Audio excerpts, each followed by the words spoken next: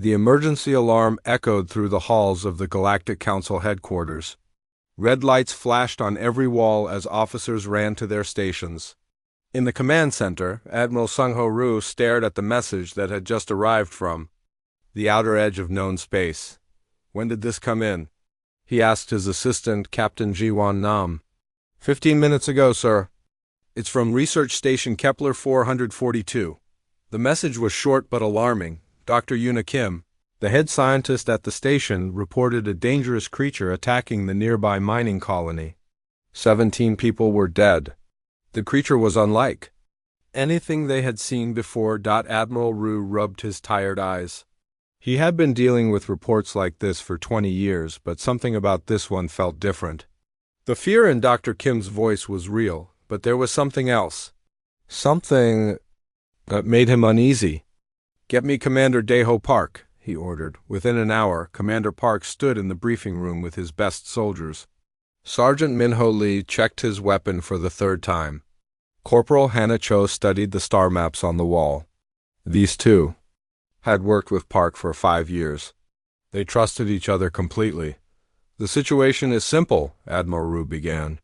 "A creature is killing colonists. Dr. Kim says it's 12 feet tall with claws that can cut through metal.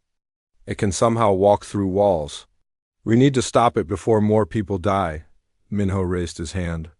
"What do we know about this creature? Where did it come from?" "That's what makes this strange," the Admiral replied.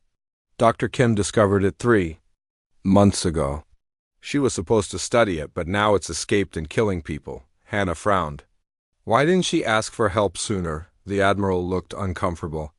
"She claims the creature is intelligent.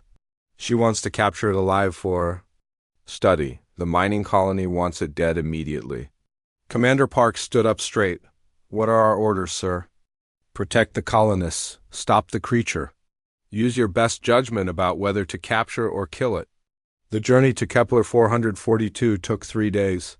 During the trip, the team studied every piece of information they had about the creature. The photos were blurry, but they could see its massive size. Its claws were longer than a human hand. Its eyes glowed in the dark. "Look at this," Hannah said, pointing to a video file. "Watch how it moves." The creature didn't walk like a wild animal. It moved with purpose, like it was thinking about each step. When it turned corners, it checked both directions first. When it climbed walls, it tested each handhold. "That's not normal animal behavior," Minho observed. "Dr. Kim keeps saying it's intelligent," Park replied. "Maybe she's right." "Intelligent things can be dangerous too," Hannah said quietly. When they arrived at Kepler 442, the first thing they noticed was the silence. Research stations were usually busy places with people walking around and machines humming. This station felt empty and afraid. Dr. Woo-jin Lim met them at the docking bay. He was a thin man with nervous eyes who jumped at every sound. "Thank goodness you're here," he said, shaking Commander Park's hand too hard. "That thing has been loose for 2 days. We've all been hiding in the safe rooms. Where is Dr. Kim?" Park asked. Dr. Lim's face grew dark. "She's in her lab with the creature. She locked herself in there and won't come out. She says we don't understand what's happening." They walked through the empty corridors of the station. Emergency lights cast strange shadows on the walls. Every door they passed was sealed shut. "The creature can walk through walls," Dr. Lim explained. "But for some reason, it doesn't hurt Dr. Kim. It just stays near her like some kind of pet." "Has anyone tried to talk to her?" Hannah asked. "Dr. Somin Jang tried yesterday. Dr. Kim just kept saying the same thing over and over.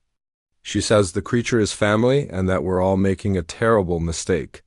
They reached the laboratory section of the station. Through a thick window, they could see into Dr. Kim's lab. She was sitting on the floor next to the largest creature any of them had ever seen. The creature was even more frightening in person. Its skin was pale gray and looked thick as armor. Its claws were black and sharp. But what surprised them most was how gently it was behaving. Dr. Kim was talking to it in soft, quiet words. The creature's head was tilted toward her like it was listening carefully. Sometimes it made low sounds back to her, almost like it was answering. "She's been doing that for hours," Dr. Lim whispered. Commander Park activated his radio. Dr. Kim, this is Commander Park of the Galactic Council Peacekeeping Force. We're here to help you. Dr. Kim looked up at the window. She was a small woman with kind eyes, but now those eyes were filled with fear and desperation. Commander, you have to listen to me, she said through the intercom. This creature isn't what everyone thinks. Yes. It's dangerous, but only because it's trying to protect us. Protect you from what? Park asked.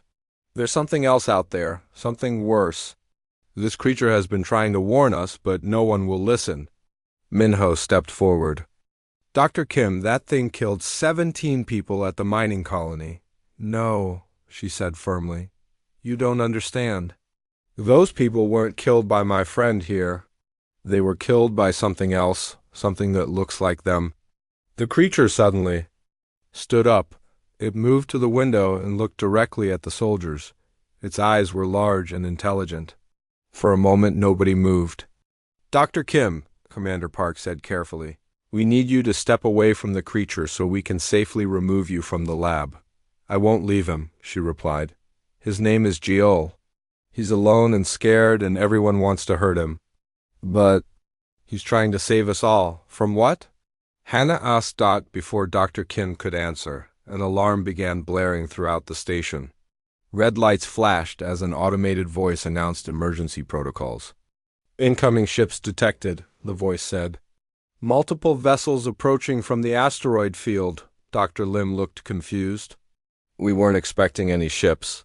Dr. Kim's face went white with terror. She pressed her hands against the window. It's too late, she whispered. They're already here. Jiol tried to warn us, but no one would listen. The creature called Jiol moved to stand beside her.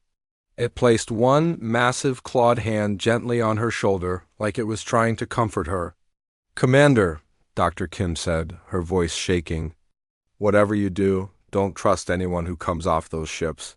They're not who they appear to be. Commander Park looked at his team, then back at the woman and the creature in the lab.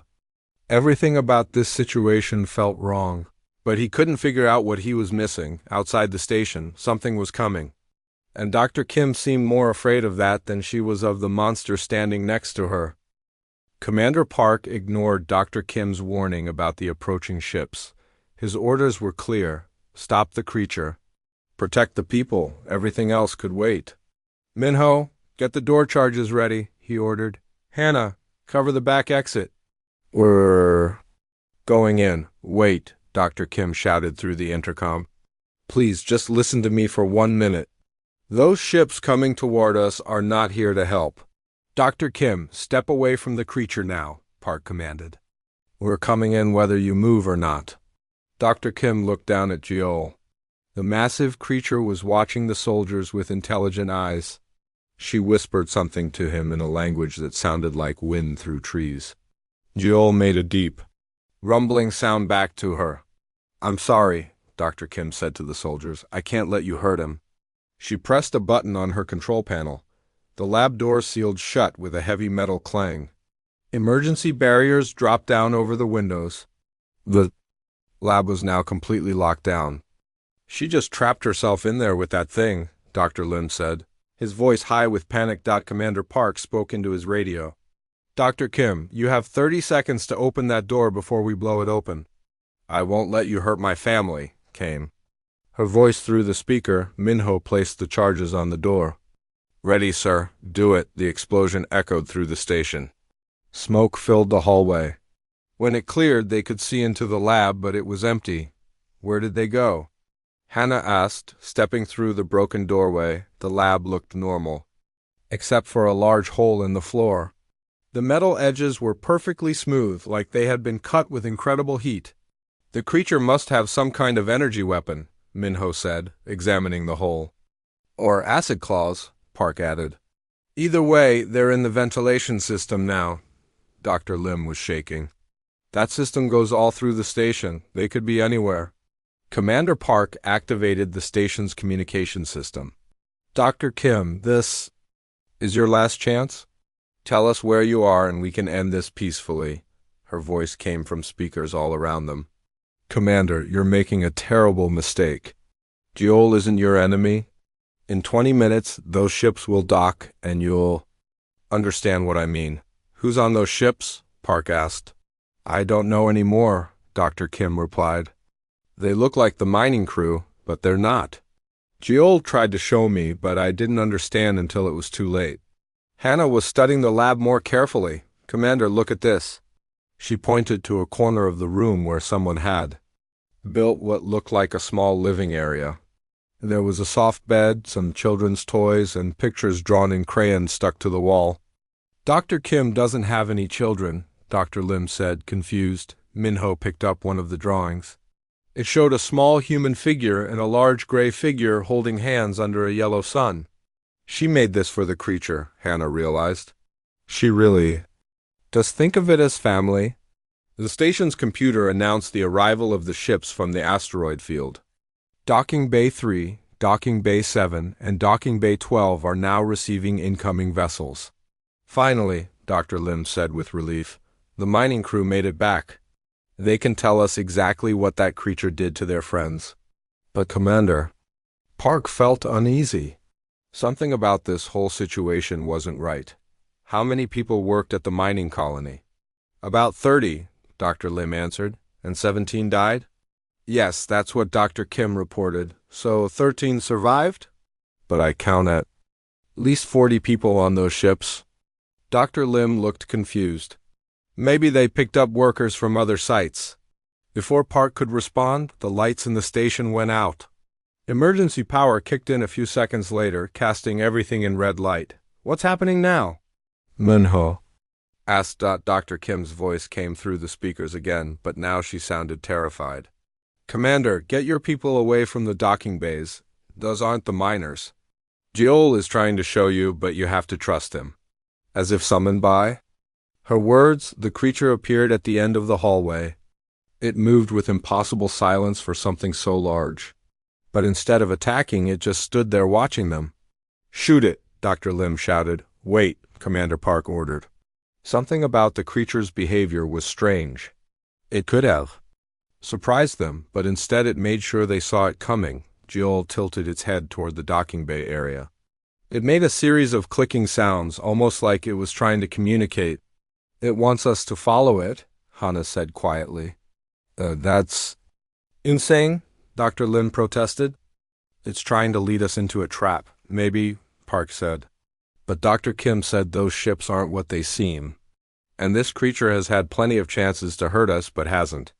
The decision was made for them when screaming started from the direction of the docking bays.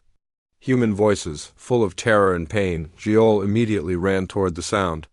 After a moment of hesitation, the soldiers followed. They found chaos in Docking Bay 3. The miners who had just arrived were attacking the station workers who had come to greet them. But something was wrong with the way they moved. Their faces were blank, emotionless, and their eyes reflected light like an animal's. What's wrong with them? Minho asked. One of the station workers, Dr. Taejin, was trapped under a fallen beam. 3 of the miners were walking toward him with their hands stretched out like claws. Joel reached them first. With careful precision, the creature grabbed 2 of the miners and threw them against the wall. The third one turned to attack Jeol, but moved wrong, like it wasn't used to its own body. They're not moving like humans, Hannah observed. Commander Park aimed his weapon at the nearest miner, but hesitated. The man looked completely normal except for his strange behavior and glowing eyes. Jeol ignored the attacking miners and went straight to Dr. Bay. Using its claws with incredible gentleness, the creature carefully lifted the beam off the trapped man's leg. Dr. Bay looked up at his rescuer with shock and gratitude.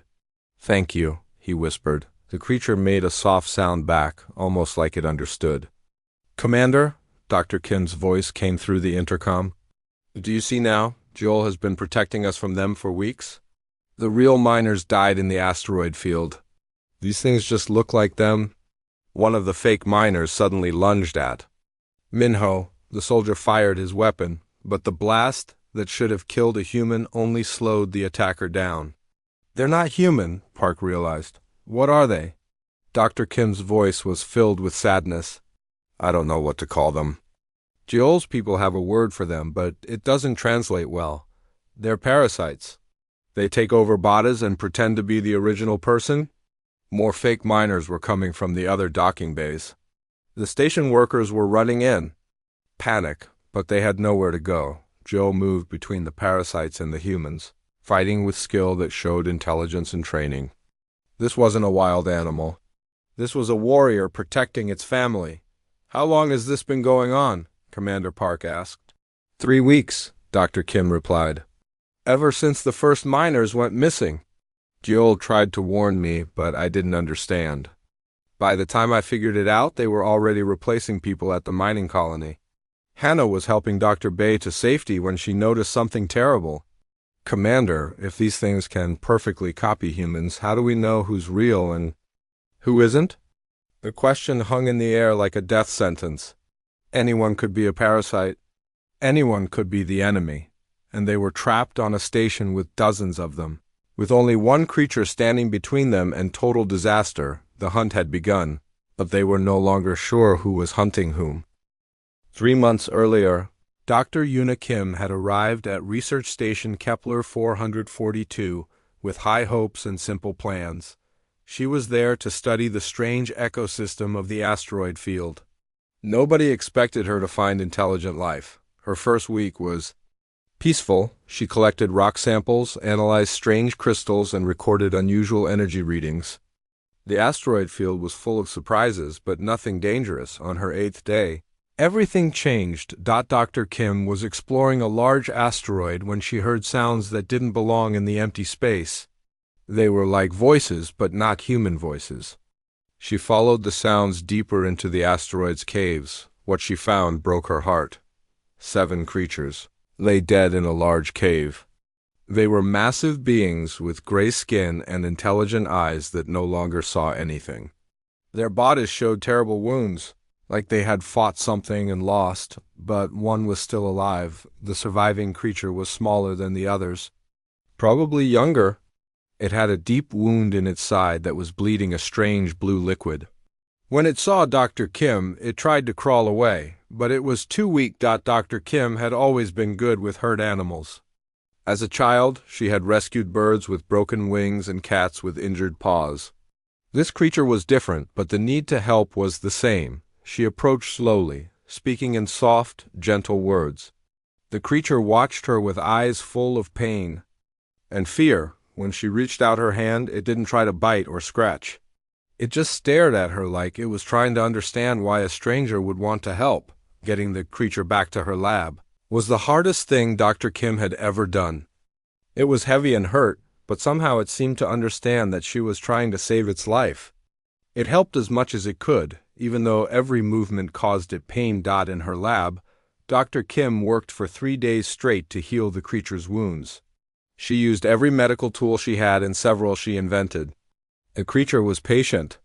Through all of it, like it trusted her completely. On the 4th day, it spoke to her. The words weren't human words, but somehow Dr. Kim understood their meaning. The creature was saying thank you. She named it Jiol because its pale gray skin reminded her of winter snow in her home country. Jiol seemed to like the name. Whenever she said it, the creature would tilt its head toward her in a way that seemed almost like a smile. As weeks passed, Dr. Kim learned amazing things about Jiol. The creature was incredibly intelligent. It could solve complex puzzles faster than most humans. It understood emotions and showed kindness to everything. Living, Jiol also had abilities that seemed impossible. It could become invisible for short periods. It could walk through solid walls. And it could sense things that humans couldn't detect. Dr. Kim started to think of Jiol as family. She had always lived alone, focused on her work. But having Jiol around made her realize how lonely she had been. The creature seemed to feel the same way about her. Then the miners started disappearing. The first to vanish was Kyung Min Han, a young man who worked the night shift at the mining colony. His friend said he went to check on some equipment and never came back. They found his tools, but no sign of him. 2 days later, Kyung Min returned. He looked exactly the same as before, but something was wrong. His friends noticed that he acted Strangely, he forgot things he should have remembered. He spoke differently, and his eyes reflected light in the dark. Dr. Kim might never have known about any of this if Jiol hadn't started acting upset. The creature would stand at the lab windows and make worried sounds toward the mining colony. It seemed to be trying to tell her something, but she didn't understand. More miners disappeared and returned changed. Each time, Jiol became more agitated.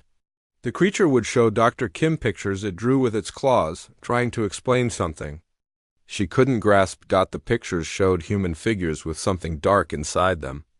Other pictures showed Jiol's people fighting similar dark things. Dr. Kim began to suspect that whatever killed Jiol's family was now targeting the humans.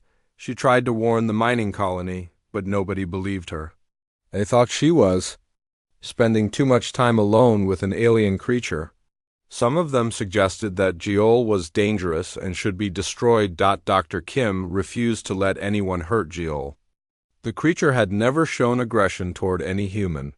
If anything, it seemed to care about human safety more than the humans did themselves. The truth became clear when Dr. Kim followed Jiol on one of its nighttime trips to the mining colony. She watched in amazement as Jiol used its abilities to sneak through the colony buildings. The creature was hunting, but not hunting humans.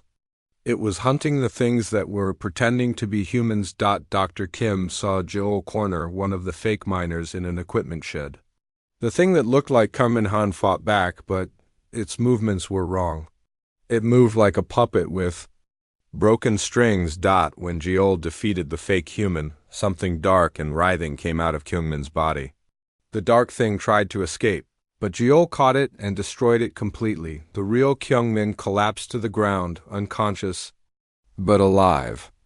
The parasite had been controlling his body for weeks, but now he was free. Dr. Kim finally understood.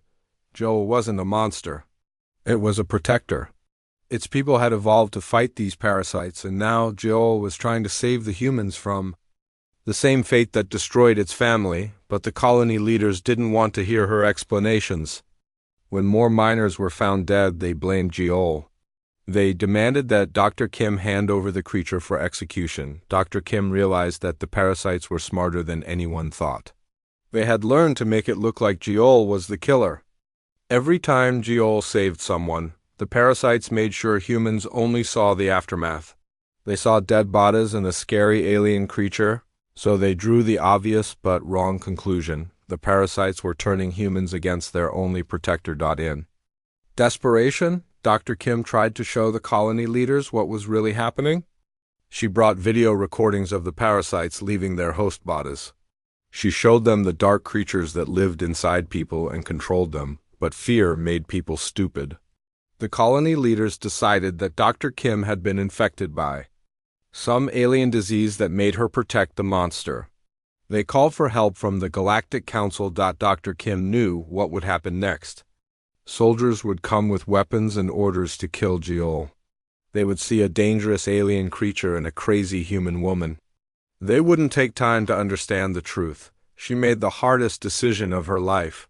She would protect Jiol the same way Jiol had protected the humans, even if it meant fighting her own species. As she sealed herself in the lab with Jiol, Dr. Kim hoped that somehow the soldiers would listen to reason. But deep in her heart, she knew they wouldn't. The parasites had won the first round. They had successfully turned humans against their protector. Now, Jiol would have to fight both the parasites and the humans at the same time. And Dr. Kim would stand beside her alien family member no matter what happened next. The creatures that had destroyed Jiol's world were coming for Earth, and humanity's best defender was about to be killed by the very people he was trying to save. The station shook as more ships docked from the asteroid field. Each new arrival brought more parasites disguised as human miners.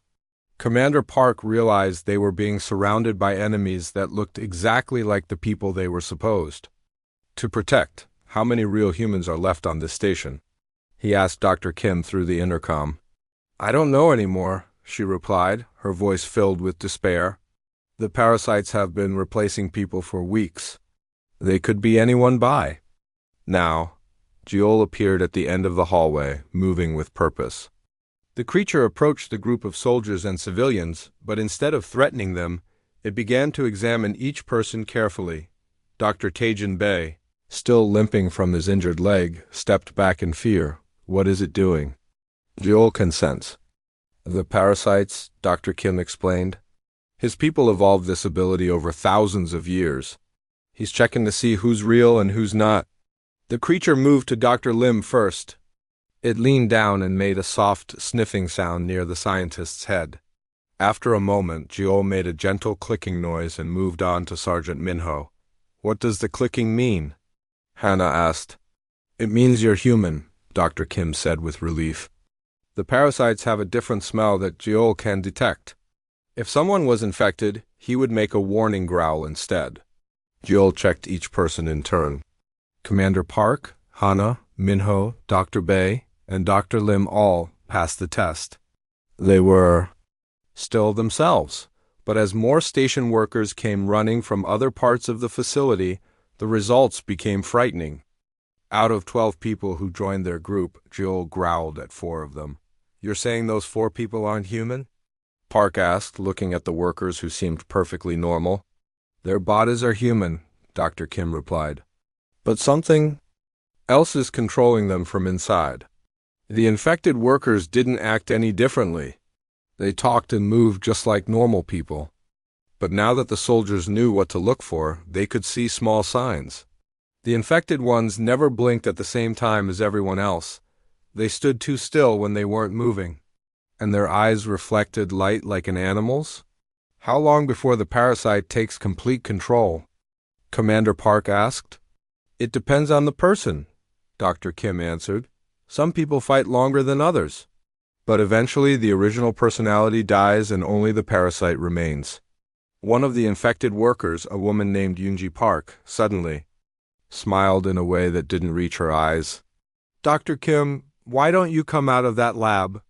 We're all friends here. The way she spoke was perfectly normal, but something about it made everyone uncomfortable. Joel immediately moved between the infected woman and the humans. The creature's posture changed, becoming more threatening. It was ready to fight. The parasites are getting impatient, Dr. Kim observed. They usually try to stay hidden longer than this. Why are they revealing themselves now? Hannah asked Dot before Dr. Kim could answer. The station's emergency systems activated.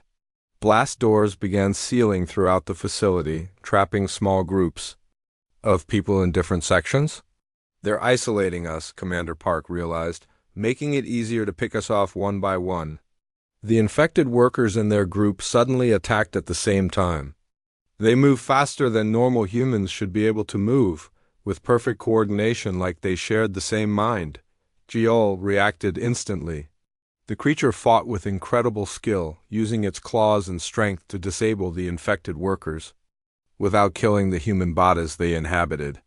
Each time Joel defeated one of them, a dark, writhing shape would emerge from the person's mouth and try to escape. Joel made sure to destroy every parasite completely. The creature seemed to know that even one escaped parasite could infect someone else. The human bodies are still alive, Dr. Kim called out. Joel is trying to save them, not kill them. It was true. The workers who had been freed from the parasites were unconscious but breathing. Dr. Bey checked their vital signs and confirmed they would recover. How does it know how to fight these things so precisely? Minho asked. Joel's people fought this war for generations, Dr. Kim replied sadly. They developed techniques to save the host while killing the parasite. But in the end, it wasn't enough to save their world. The station shook again as something large impacted the outer hull. Through the windows, they could see massive shapes moving in the asteroid field. The parasites weren't just using human ships anymore. They brought their own vessels, Commander Park said grimly. Dr. Kim's voice became urgent. Commander, you have to understand. These parasites don't just want to control individual people. They want to spread throughout the galaxy. Earth is just the beginning. How do we stop them? Joel knows how. His people developed weapons and techniques that can destroy the parasites permanently. But he needs help. One creature can't fight an entire invasion. The group of real humans had to make a terrible choice. They could try to escape and warn the Galactic Council, but they might not be believed. Or they could stay and fight alongside. Jiol, trusting an alien creature they had come to kill, Commander Park looked at his soldiers. "What do you think?" Hannah spoke first. "That creature saved Dr. Bay's life and freed 4 people from parasites. I've seen enough to know who the real enemy is." Minho nodded agreement. "Plus, if these things can perfectly imitate humans, how do we know who to trust back at headquarters? At least with Jiol, we can tell friend from enemy." Dr. Lim was still afraid, but he understood the logic. If Dr. Kim is right about their plans, nowhere in the galaxy will be safe if they succeed here. The decision was made. Humans and alien would work together to stop an invasion that could destroy both their species. Jiol seemed to understand what they had decided. The creature approached Commander Park and made a series of complex sounds that somehow conveyed respect and gratitude. "He's saying thank you," Dr. Kim translated. "And he's promising to teach you everything his people learned about fighting the parasites." As if summoned by their alliance, more infected humans began attacking throughout the station. The parasites had decided to drop their disguise and fight openly. The real war was about to begin. And for the first time since arriving at the station, Commander Park felt like they might actually have a chance to win, but victory would require trusting an alien creature completely and learning to fight an enemy that could be anyone, anywhere, at any time. The parasites attacked in waves, using their stolen human bodies like disposable weapons. Each assault was perfectly coordinated, as if hundreds of infected people shared a single mind. Jiol fought like a warrior born for this battle. The creature moved through the station's corridors with deadly grace, using walls and ceilings as easily as floors. Every strike was precise, designed to free the human host while destroying the parasite inside. Commander Park watched in amazement as Jiol taught them to fight. The creature would demonstrate a technique, then guide the humans through the movements. Despite the language barrier, Jiol was an excellent teacher. "Aim for the spine, just below the neck," Dr. Kim translated as Jiol showed them the parasites. "Weak point. That's where they attach to the nervous system. Hit them there and they lose control of the body." Hannah was a quick learner. She adapted her combat training to target the parasite's connection points. "It's like fighting puppets with visible strings," she said after freeing her 3rd infected person, but for every parasite they destroyed, 2 more seemed to take its place. The station was being overrun. "There are too many of them," Minho said during a brief break between attacks. "We can't keep this up forever." Jiol made a series of urgent sounds to Dr. Kim. Her face went pale as she listened. "What did he say?" Commander Park asked. "The parasites have a central node," she replied. "It's probably on one of their ships, in the asteroid field. If we can destroy that, all the parasites will die at once." "How do we reach it?" Dr. Bay asked. "We're trapped on this station." Jiol approached Dr. Kim and gently touched her face with one massive hand. The gesture was so tender that everyone could see the deep bond between them. "No," Dr. Kim said, understanding what Jiol was suggesting. "There has to be another way." The creature made soft, sad sounds. Dr. Kim began to cry. "He's going to sacrifice himself," she whispered. "Jiol's people have the ability to create a psychic explosion when they die.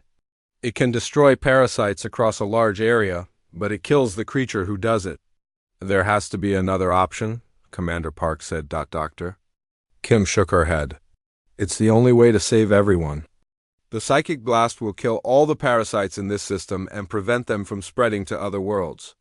Jiol knelt down in front of Dr. Kim so they were at eye level. The creature began to make complex sounds that seemed almost like singing.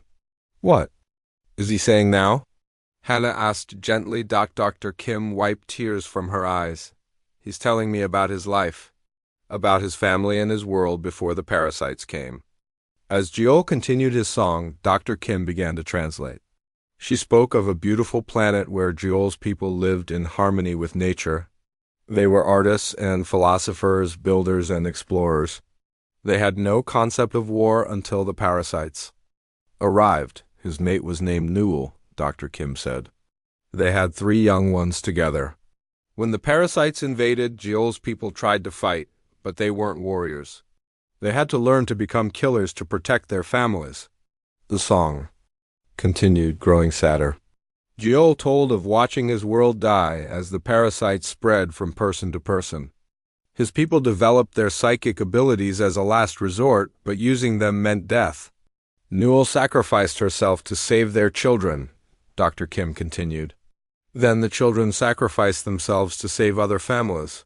One by one, Jiol's people died fighting until only he was left. And now he's going to do the same thing, Minho said quietly. Joel's song changed, becoming warmer. He looked directly at Dr. Kim as he sang. "He's thanking me," she said through her tears. "He says I gave him a new family when he thought he would die alone. He says knowing humans showed him that some species are worth saving." The creature stood up and moved toward the station's central core, where the psychic blast would be most effective, but Dr. Kim grabbed his arm. "Wait," she said. "Let me go with you." "Dr. Kim, no," Commander Park ordered. "He shouldn't have to die alone," she replied. "His family died fighting these monsters. My family can die beside him." Jiol gently pushed Dr. Kim back toward the other humans. The creature made firm, decisive sounds. "He says my job is to survive and tell others about what happened here," Dr. Kim translated. "Someone has to warn the galaxy about the parasites and teach them how to fight." The station shook as more parasite ships attached to the hull. Time was running out. Jiol looked at each human in turn as if memorizing their faces. Then he approached Commander Park and made a formal gesture that looked like a military salute. "He's honoring you as a fellow warrior," Dr. Kim said. Commander Park returned the salute with military precision. "It's been an honor to fight beside you." Jiol went to each person and touched them gently on the shoulder. When he reached Dr. Kim last, he did something extraordinary. The creature placed both hands on the sides of Dr. Kim's head and closed his eyes. Suddenly, Dr. Kim gasped as images flooded her mind. She saw Jiol's world as it had been before the invasion. Beautiful cities floating among the clouds. Art and music that touched the soul. Families playing together under purple skies. She experienced Jiol's first meeting with his mate. The joy of their children being born. The pride of watching them grow. She felt the terror when the parasites arrived. The desperation of learning to fight. The heartbreak of losing everyone he loved. And she felt his happiness when he met her. The loneliness that ended when he found a new family among the humans, when the visions ended. Dr. Kim understood that Jiol had given her all his memories. She would carry the story of his people with her forever. "Thank you," she whispered. Gyeol made one final sound, a word in his own language that needed no translation. Love. Then he ran toward the station's core, his massive form moving with purpose and determination. The humans felt the psychic blast building even before it happened. The air itself seemed to vibrate with energy. Every parasite on the station began screaming in unison as they sensed their approaching doom. Dr. Kim closed her eyes and said goodbye to her family. The blast, when it came, was like a star being born. Light filled every corner of the station, passing through walls and barriers as if they didn't exist. Every parasite in the system died instantly. The dark creatures that had controlled human minds simply ceased to exist, leaving their hosts free but unconscious. In the asteroid field, parasite ships went dark and began drifting. The invasion was over before it could spread beyond this single system, but the cost was everything. When the light faded, Jiol was gone. Dr. Kim knelt where her family member had made his final stand, crying for the last warrior of a dead world, who had saved the galaxy by giving his life to protect strangers. The humans who survived would never forget what they had witnessed. A creature they had come to kill had instead taught them the true meaning of sacrifice, courage, and family. 3 months after the Kepler 442 incident, the galaxy was a different place. Dr. Yuna Kim stood before the Galactic Council, addressing leaders from 100 different worlds. Her report about the parasite invasion had changed everything humanity thought they knew about first contact. The creature we called dangerous was actually our protector, she told the assembled delegates. If we had listened instead of attacking, Jiol might still be alive today. Admiral Sung-Ho Roo, who had sent the strike team to the station, felt the weight of his mistake. Dr. Kim, can you explain again how we failed to recognize the real threat? Dr. Kim activated a holographic display showing the parasite's life cycle. The parasites are masters of deception. They study their hosts completely before taking control. They know memories, habits, relationships. They become perfect copies, but they make mistakes, Commander Park added from his seat in the audience. Small things that Jiol's people learn to detect over generations of fighting them. The council had heard this story many times, but repetition made it no less horrifying. An entire species had evolved to fight parasites, and only one survivor had made it to human space in time to save them. What measures are being implemented? Asked Counselor Haimin-ju from the Terran Federation.